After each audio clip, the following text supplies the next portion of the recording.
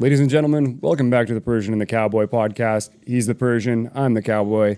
And today we're going to be talking about the border crisis that we have going on right now and the ending of Title 42, excuse me. Title 24 is kind of my day-to-day life. So Title 42 is the one that has to do with immigration. And so, just a little backstory. This is something that Trump implemented during COVID and used as a justification for shutting down the border and sending people back over it as we were trying to fight the spread of COVID-19. And so therefore we couldn't allow people into our country, as several other countries did as well. But that has now come to an end. And we knew when it was going to end, and the migrants were just ready to go and start pouring in now. And so now the Biden administration is left holding the bag, trying to figure out how they're going to manage all of this without, pissing too many of their base off and pissing off the moderates in the middle. So, Mr. Persian, what are your opening thoughts? Yeah, I have to say this, Cowboy. We have a horrible situation right now in our southern border between the U.S.-Mexico border. You have tens of thousands of migrants who are trying to get into the country illegally. I'm against illegal immigration. I'm for legal immigration. But it's a very sad situation. You have, in many cases, families who are fleeing their homelands in Central America and the northern part of South America and the Caribbean to come to America for a better life. I understand that. You have many people who are traveling alone. You have children in many cases that are alone. Their parents have paid for them to get smuggled into the country. So we have a lot of different issues going on, and it's a very sad situation. It's very apocalyptic. And in true Biden administration form, the Biden administration is dropping the ball on this. First of all, the U.S.-Mexico border is very insecure. It needs to be secure. We need to have our military patrolling the border, number one. We need to at least have 50 to 100,000 ground troops on the border to protect the U.S., our security. And the situation with the border is you have many people who are coming in this country illegally. You have drug cartels who are capitalizing on this and doing drug smuggling through migrants that they're trying to get across the border. You have human smuggling, human trafficking. It's very disgusting what's happening. So our borders are wide open, and especially under the Biden administration, he loves open borders. And we're having an influx of migrants coming because of the potential end of Article 42. So we have the situation that's happening. The other part is, too, you also have the situation with the migrants that are here who are illegal. And what do you do with them?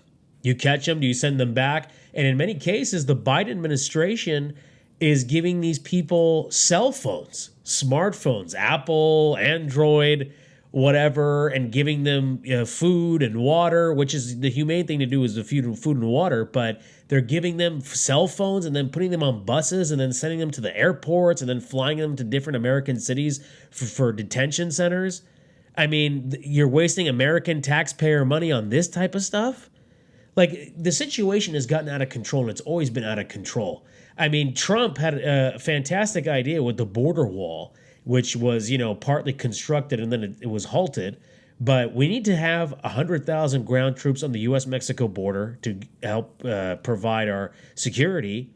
And when these people are coming to this country illegally, then they are sent back to those countries of origin, okay? The other part is, too, we need to have a border wall or border barrier to at least hinder these folks from coming to this country illegally. Okay. And the third thing is we need to have a better policy of what, we do with these folks when they come into the country and we don't catch them at the border and then they're here illegally and we catch them. What do? There are many people in this country who've been here for years who are illegal immigrants. And I'm with the Ronald Reagan amnesty program. If you've been in this country for years and you haven't committed a crime, and it hasn't been documented that you've committed a crime, if you haven't committed a crime, you're a person that's been here for years, you give that person amnesty, like the Ronald Reagan policy of the 1980s during his administration. But for those that are coming in now, who are coming in illegally, you have to send them back, and they have to come back legally, okay? And the other part is, if we catch people, we don't catch them at the border, we catch them here in various American cities who have committed crimes. I don't care the severity of the crime. You send them back. You have to be a law-abiding citizen. You can't just commit any kind of crime. It's okay. They came here illegally. They didn't know better. No, you need to send them back.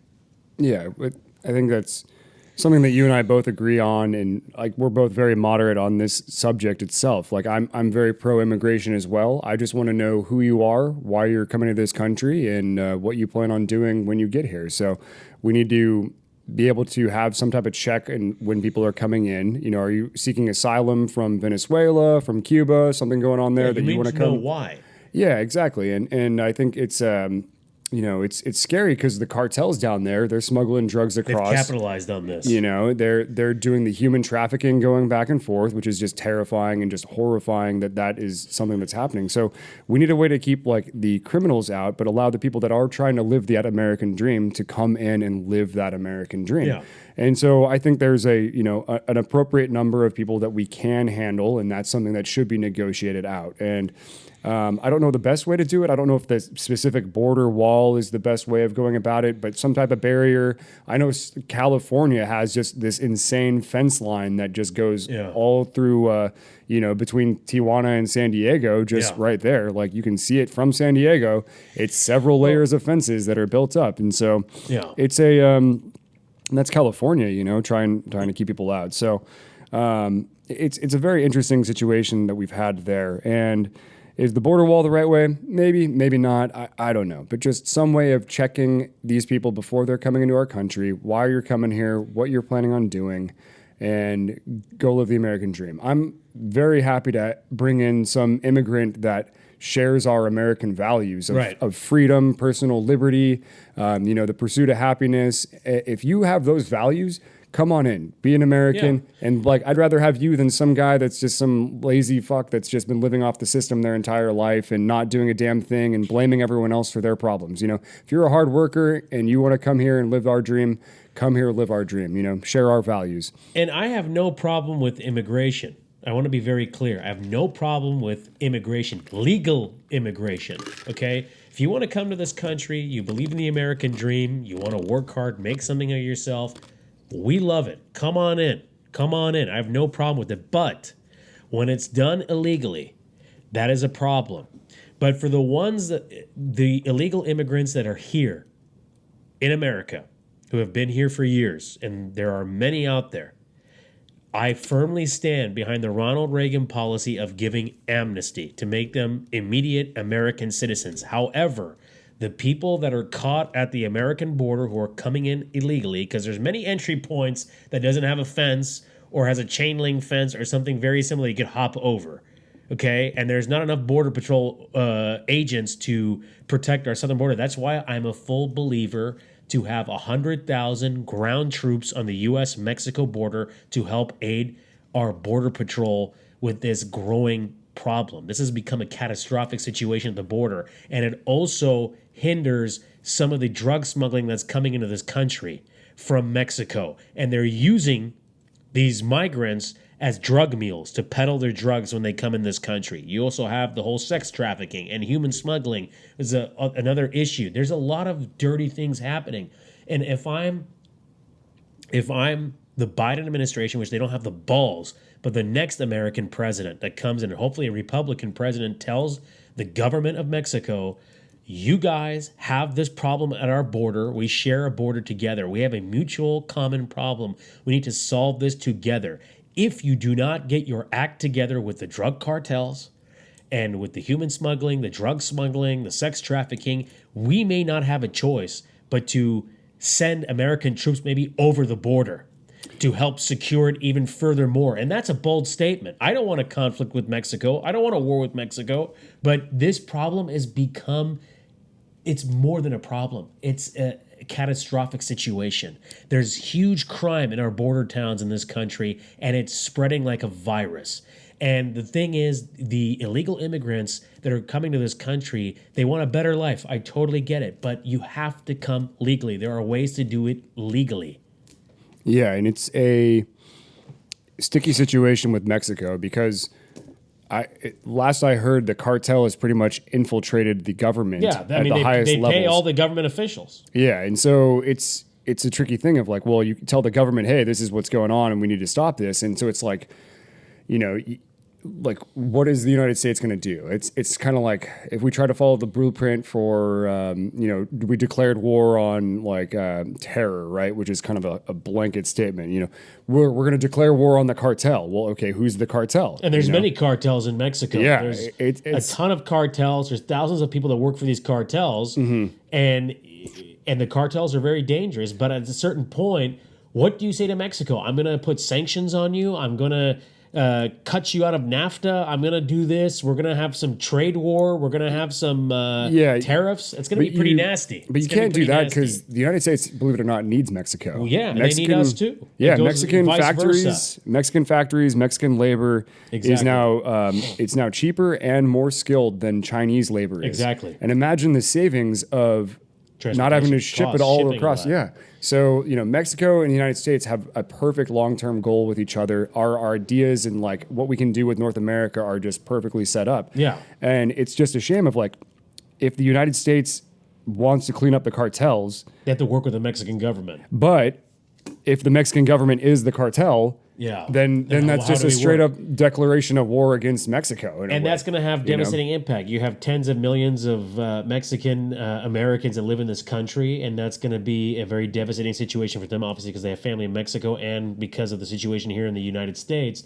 So it's a very delicate line. How do you phrase this with that? But the United States needs to take action on this. Your southern border is an embarrassment. You do not have the adequate number of people protecting our border, our national security interests. Anybody can come in the border. You could, not just from Mexico or from South America or the Caribbean or Central America. We have people coming in who have been arrested at the border from China who've come in this country. You have people from the Middle East who've come to Mexico and have crossed into the southern border who have been arrested, and some have been on terror watch lists. So this is a major problem. It's a huge national security red flag. That is why I'm a firm believer that we need to pass a bill in Congress, okay? And the next president should push this with an executive order to put 100,000 ground troops, our military personnel on the border between the U.S. and Mexico, giving security to our Border Patrol agents to help them curb this issue. And in the long run, we need to have a strategy on some sort of barrier or border wall, because there are many entryways between Texas all the way to California that are open. Anybody can come through. And you have a lot of ranchers and farmers who have land in between the border of the U.S. and Mexico or close to Mexico. So we as the United States government, we have to purchase that land from these people in order to build portions of the barrier. And in many cases, the U.S. government will have to give more money to get this process going. And if people don't want to sell, then you have to stamp eminent domain. Yeah. And be like, look, we have to take over your land because we have to build this barrier. We need to have a barrier, a 30, 40-foot wall, because this is getting out of control. Yeah, and I think it's a multifaceted issue, right? And I think you're on the right path of we need to secure the border, not shut down immigration, but secure the border, figure out who wants to come in, why you're coming in, so we can start stopping the drug trafficking and sex trafficking at the border. Yeah. Once we've secured the border, then we can go look at the people that are already in the United States that have crossed illegally. Right. And I like your idea of amnesty for those people that have been living a good life, that have not broken laws. They're just here. They're doing hard work, And many of them have children here. Yeah, absolutely. And so I think bring those people on board. Citizenship. Let's go. And then we have those two things taken care of. Then the next problem is we need to stop it at the source. It's a supply-demand thing. There's demand for these drugs in the United States. And that's what the cartel is taking advantage of. They're bringing it in, the fentanyl, all the other crazy stuff. And we need to get to a point where we don't have that demand anymore. And I think that's going to also come from legalization of these drugs. We have to. If we legalize these drugs, then we can regulate how they are manufactured and produced. Yeah. And we can tax them and follow the marijuana process that Colorado has been setting up for us. And so if we legalize it and we bring production of that into the United States, then there's all of a sudden no more demand for the cartels to be producing these crazy amounts of drugs and smuggling them across the border, right? So that takes care of one of those issues for that. So hopefully that's a way we can move forward without having to declare war on the cartel, or I just don't want another war where it's just this like war that doesn't have a clearly defined end game, that doesn't have a clearly defined enemy, that's just kind of a blank check that's just written out there. Well, and it's going to take time because the cartel is not easy to fight. They are heavily armed to the teeth. But I'm going to say this, and to piggyback off your point, because you hit a very good point. It's going to be a multiple prong approach. Number one, we do need to have a full scale military approach to this. We need to have the U.S. National Guard or the U.S. military on the ground on the southern border in the various states. In California, Arizona, New Mexico, Texas, we need to have that there. In Nevada, we need to have the border area protected. California, Arizona, New Mexico, Texas, okay? And then with outposts, obviously, in Nevada and whatnot. But we need to have a big military presence there, 100,000 troops, number one, to help aid the Border Patrol agents. Number two, you have to have some sort of barrier or border wall built. And yes, it will have to be a bill passed through Congress through the next package. And the next president should push that through with an executive order if things get musty in Congress. Number three, you give amnesty to illegal immigrants who are in this country, who've been here for years, who are law-abiding citizens, who've had children here. You give them amnesty. You follow the Ronald Reagan process of the 1980s policy of amnesty. Number four, currently at the border situation, you have people coming from all over, especially from Central Mexico, Central America, the northern part of South America, the Caribbean, and other parts of the world who are getting in there. You need to apprehend these folks at the border, and you have to send them back because they've come in here illegally, and you have to send them back and have them come back through a legal process. And you have to have a legal process that is not confusing and that's easier to understand for the people who are trying to seek asylum. We need to understand why they're coming here, what is going on in their life that they want to come here. We need to have facts, checks on these folks, because anybody can say, I want to come here, I need asylum.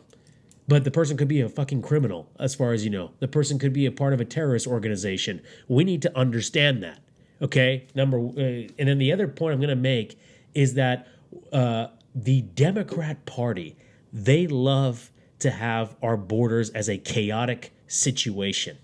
They love a welfare state, the Democrats. They love to have a problem like this. There needs to be right now a subpoena and a hearing in Congress against the Biden administration and against Alejandro Mayorkas, the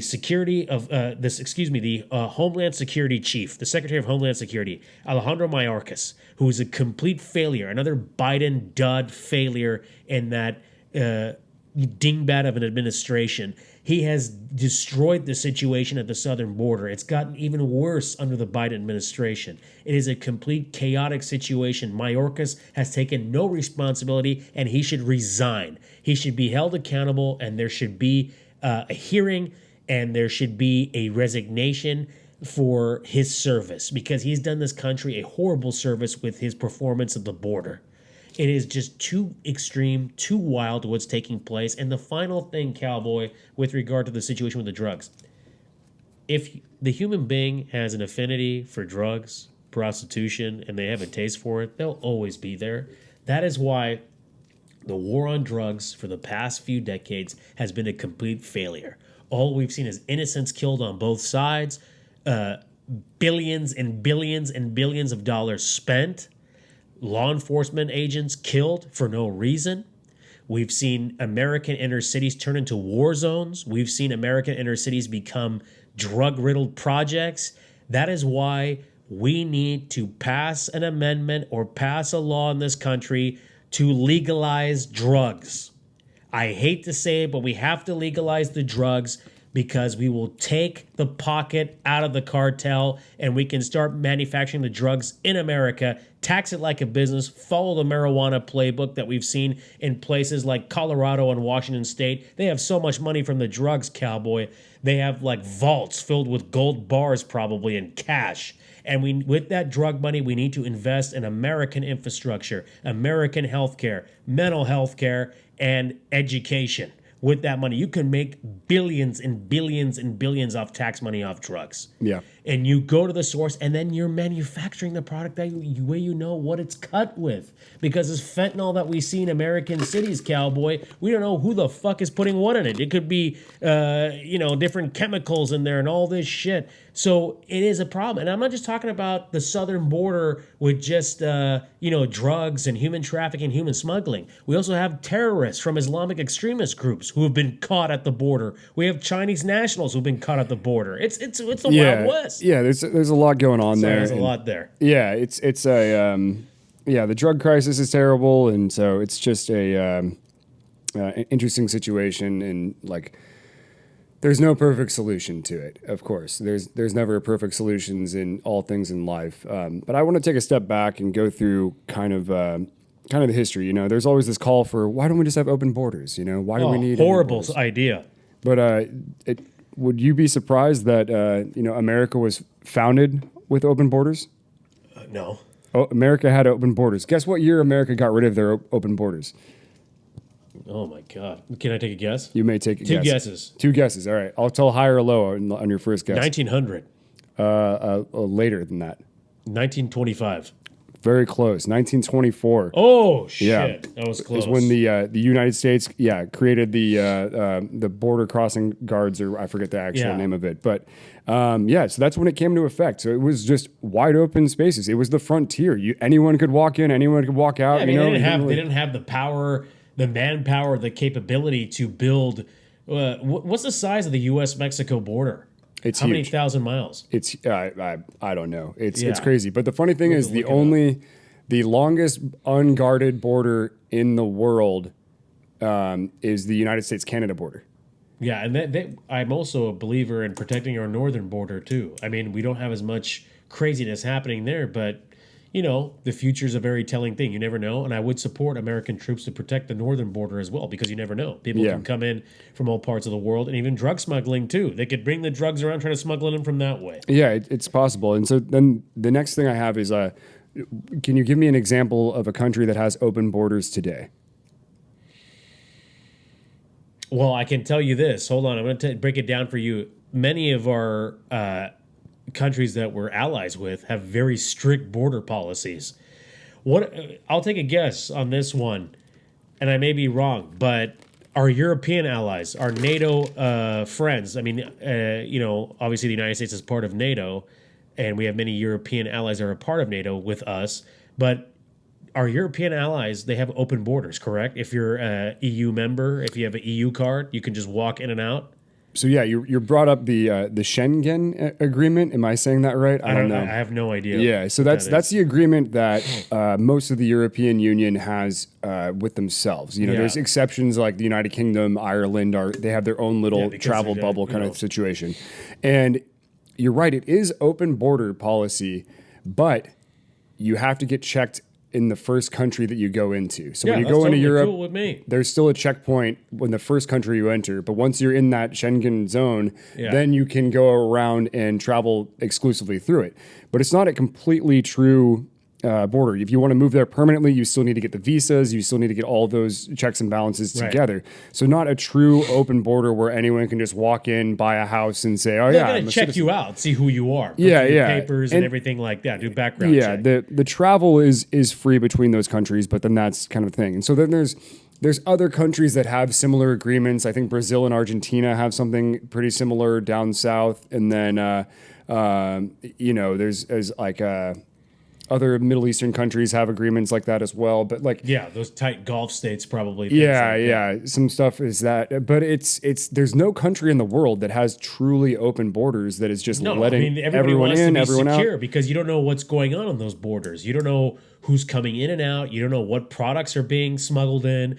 You don't know who's coming in. It could be an adversary. It could be a terrorist organization. You don't know. You don't know what's going on. It's such a vast border, but the thing is, we need more spending in this country on border security. We don't have enough, and our poor law enforcement agencies are outgunned and outmanned at the border. We need military assistance, military surveillance. We need drones. We need helicopters. We need AC-130s in the air to patrol. We need a little bit of everything. Yeah, and so it's not an extreme view that the United States should have a secure border and be viewing who they are coming in and coming out of their country. Other countries are always looking out for this kind of stuff, and it's harder to get citizenships in there. And that's one thing I think is beautiful about the United States is I don't need to be a particular ethnicity to be an American, to be a United States citizen. It's like I'm never going to become French. That's just not. Yeah, even if I move to France, I'm never going to be French. Yeah, no, you're an American who's trying to go to France, but over here, we are one of the only countries in the world whose identity is not based on a ethnic group background or a cultural background. We have always been immigrants, and it's a nation of immigrants. The division between the races has gotten smaller and smaller over the time. It used to be like, in the early days of the United States, it was like, there's the German immigrants and the Italian immigrants, and and we all viewed those as different races, and no one really liked each other. Old days. But now things are different. Everybody's mixing. Everybody's together. The Irish were the poor class.